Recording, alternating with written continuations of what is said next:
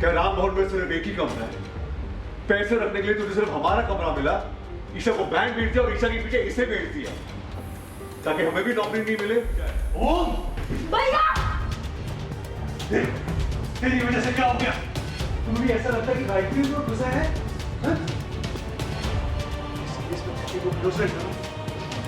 गायत्री भी। ओम का फूटा अमिताभ पर गुस्सा, ओम की हुई उसके भाई संग लड़ाई।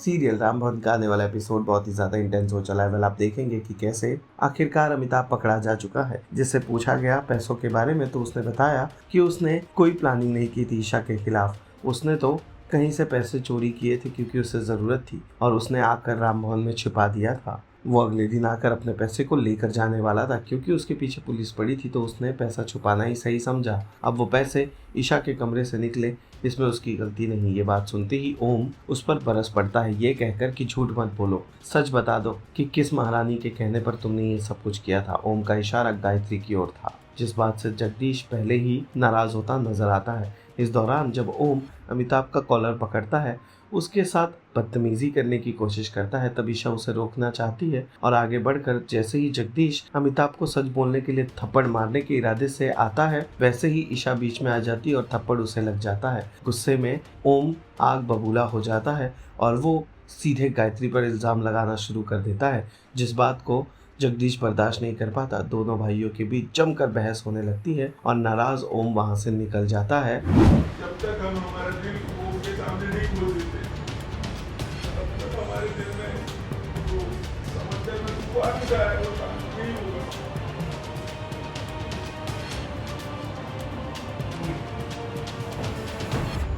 क्या बे?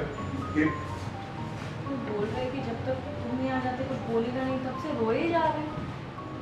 पैसों की जरूरत तो हमें भी है। देखो मैं भूमिका बांधना बंद करो, सीधे पॉइंट पे आओ।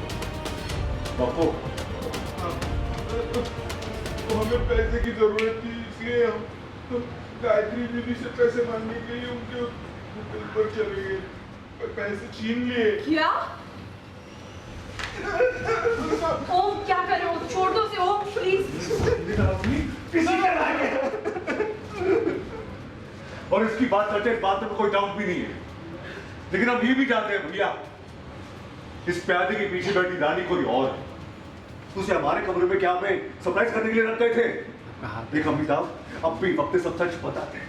बोल, तूने किसे पे ईशा को फंसाने के लिए पैसे हमारे कमरे में रखे थे? बोल, बता, मुंह खोल अपना। क्या राम भवन में सिर्फ एक ही कमरा है? पैसे रखने के लिए तुझे सिर्फ हमारा कमरा मिला। जीएम साहब के कमरे में ताला लगा था। सच अभी बोलेगा? कह रहे हैं ना, पुलिस को फोन करो। क्या बात है, क्या बात है जीएम साहिबा।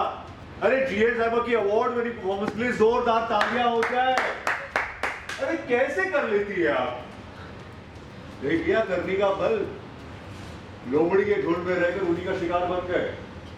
पुलिस तो अपने तरीके से सारा खर्च उड़वा लेगी। इनके कहने पे इस लपड़ डंडे से वो पैसे ईशा के कमरे में रखे।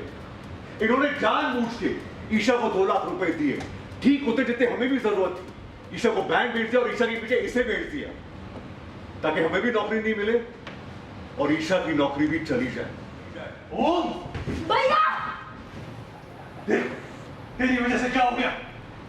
घर की बहू पे हाथ उठ गया हमारा। तुम्हें भी ऐसा लगता है कि गायत्री में घुसा है? उसने तुम्हें अरेस्ट होने से बचाया है। इस केस में जितनी तुम इनोसेंट हो ना, उतनी गायत्री भी। तो हम चुप नहीं बैठेंगे। हम भी अपनी पत्नी की इंसल्ट नहीं सकेंगे जगदीश भैया। जीएम साहब ने जानबूझ के ईशा को फंसाया, आपको दिखाई नहीं देता? आप क्या कोई पट्टी बंदी है क्या? तुम अगर गरिमा के पति नहीं होते ना, हमारी बहन के पति नहीं होते, तो तुम्हें जेल पहुंचवा देते हो। इस भाई को हमारे ऊपर रत्ती भरी भरोसा नहीं है ना, उसका छोटा भाई बन के रहने में कोई शौक नहीं।